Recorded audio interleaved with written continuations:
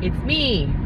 I know that you are in Disney right now, and I know that I didn't do all the other videos yet, but I am saving this one to put at the end because I had so many feelings about the Leverage Redemption episode I just watched, and I needed to express them, at least put them somewhere, and this felt like a good place to put them.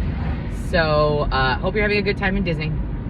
I'm going to send you 1 through 5 later when I get home and I remember what the heck the episodes are.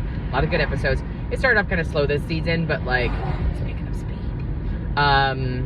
So in this episode, Elliot decides to finally go back to his hometown. It's called the Fractured Job. He finally decides to go back to his hometown. I'm so glad we finally addressed this because it's bothered me since since regular Leverage that we never really dug more into Elliot's story, and I'm so glad that this episode it puts it somewhere. It handles it and it puts it somewhere, and it really is about redemption for like their own. I hope this whole point of this story is like them redeeming themselves from their own little personal demons, because I would be so excited for that. Okay, so let's talk about the episode. So Elliot, after the events of this season and last season for that matter, when like the bucket job where they readdress what happened with Elliot's dad, not readdress, but they mentioned it, and then other episodes leading up in this season, they kind of mentioned it, and you get to a point where like when something happens on TV, you're like, okay, we keep mentioning it. Are we saving this for the season finale? Are we saving this for something? And I was excited because once you mention something more than twice in TV, it's going to show up. So that I thought was like super great. So he goes back to Carson, Oklahoma, which we are not surprised that he's a good old boy. He's from the Midwest and stuff like that, and that's totally fine. I was surprised though, because I was imagining like, oh gosh, I don't know. I was imagining like an old white guy being his dad. I was not imagining the national treasure that is Keith David being his dad.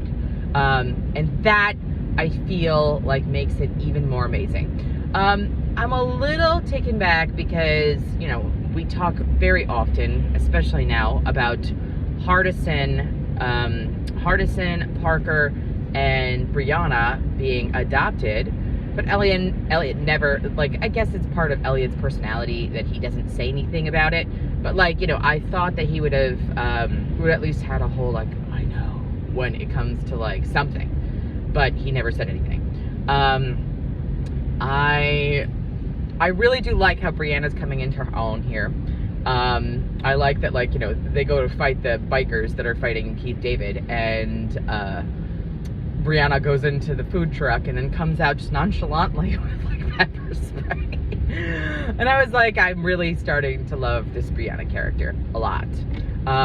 More than I originally liked her, because she wasn't Hardison and stuff like that, but this season she coming into her own, and I'll talk about one of the other scenes that she does that is my favorite. She, like I said, she was great with this. I love the final the final thing that he had to talk to his dad about. He had to say to his dad that he was sorry about missing his mother's funeral. And the moment he did, it's funny because once he said it, it became very obvious. But when he said it, I kind of gasped, because that's not something that Elliot talks about very much. Let me tell you, Parker and Hardison handled Elliot beautifully in this story. When the whole scene when Hardison in space is fucking fantastic as well. You can tell Aldous Hodge is having a great time with the green screen background and the spinning and stuff like that. And I kind of feel like they did that because they were like, hey, I'm on the Hawkeye set and I'm in a rig. Can we do some shit? You know what I mean? Hawkman rather, instead of Hawkeye. But yeah, I kind of thought that was amazing that he's just in his thing. And then he has that whole that was special, you know what I mean? I must have rewatched that one part 4 times just to be like, God damn it, Hardison, even when you're not here, you're freaking the star of the show. And then, like, you know, that gentle scene where he's like, you okay? Do you need me? Like, I'm here for you if you need me. And the fact that he's, like, still from the space station checking in on his people, it's just, I can't love Aldous Hodge more if I try. So anyway, Elliot, just going through all this whole thing with fracking. Fracking in general is deeply problematic. And it's very concerning in a ton of, I mean, we already knew fracking was evil as it was. What was that going to do here? Sophie's voice in this one. So I watched this episode a couple times because I'm obsessed with the show and I like to watch, you know, it a couple times to catch things that I didn't catch the first time. I watched like 4 times already, so don't judge me. Sophie's like accent in this was kind of like throwing me off because it was deep for like no reason. And like part of me justified in my head that like she was doing that in a weird way to like channel Elliot. Remember back in the day when like she had that like I think it was like the potato job or something, I don't remember what it was, but she was trying to channel Elliot with this. What I noticed that her character's choice is that she kept messing with a pen around her mouth. So ultimately I told myself that like the reason why her voice was so deep is that she was a smoker, and like that was like the pen was her way of like the deep voice, honey, and she just didn't like get like her voice just didn't really cover through the smoke. I don't know how to explain it. Like her voice didn't cover the smoker's cough, I think, as effectively as it could have. That's just my personal opinion. But her accent was throwing out, but it was fine.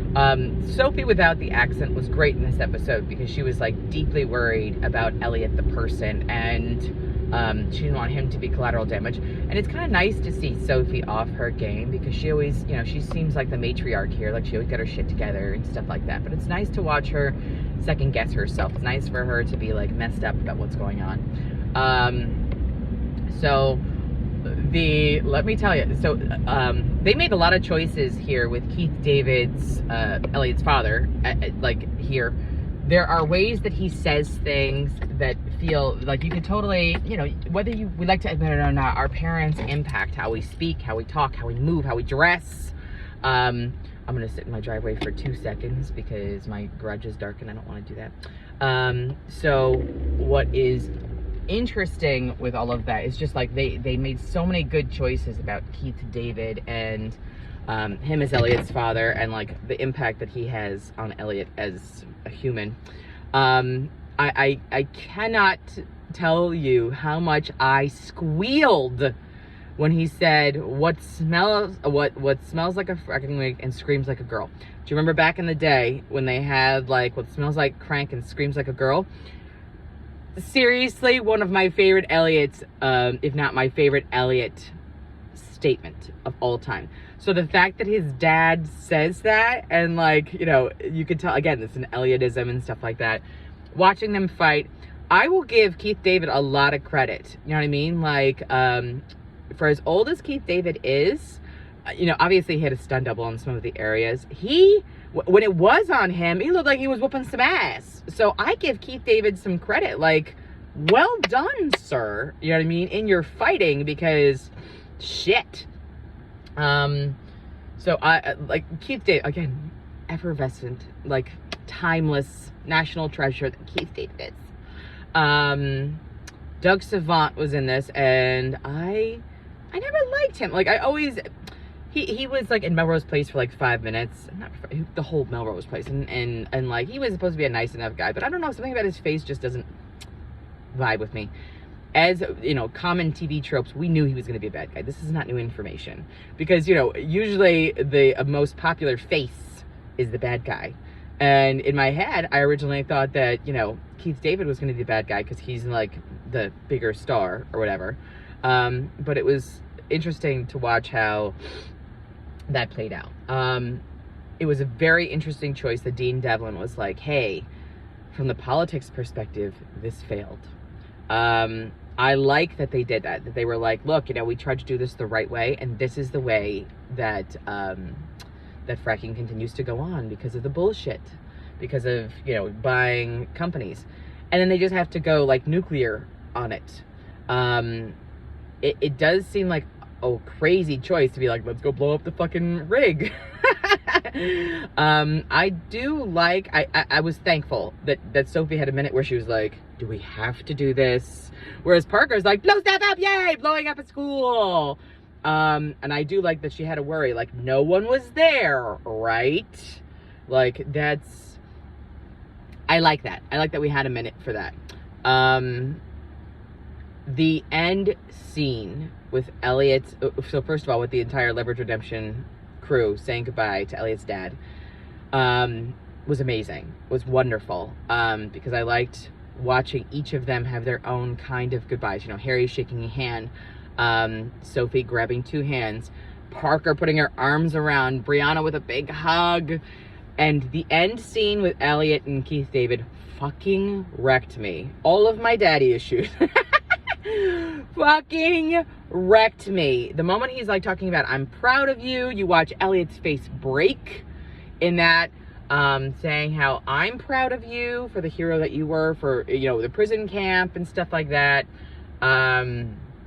Just the end scene was so beautifully done with what was going on there. I wept. Like, the first time I watched it, like, I'm trying to make dinner and stuff like that, and the kids are not letting me feel all of my emotions there, so I was like, ooh, that hurt me. Now, the second time when I actually had a chance to, like, fully watch it, because the kids were in bed, I sat at my desk and wept. So, it's a beautifully done scene, and then the part that really messed me all up is that when Elliot walks back to his car, back to the van, or the truck or whatever, Sophie puts her hand on his chest to ask if he's okay, and he puts his hand over hers. That part, that silly little thing wrecked me, because it was totally like, she understood, like, they didn't have to say a lot of words, let's talk about all of our feelings and stuff like that. And then watching him finally, like, smile at the end, like, that's something that Elliot has been struggling with for years. Like, we know Elliot's been struggling with it for years and years and years, and to finally feel like he's got closure in that, such an amazing story. Like, I'm so glad. Like, oh, thank you for telling this story, Dean Devlin, because this is one of those ones that, like, aches at your soul a little bit, and you're like, are we ever going to talk about this? Because I would love to.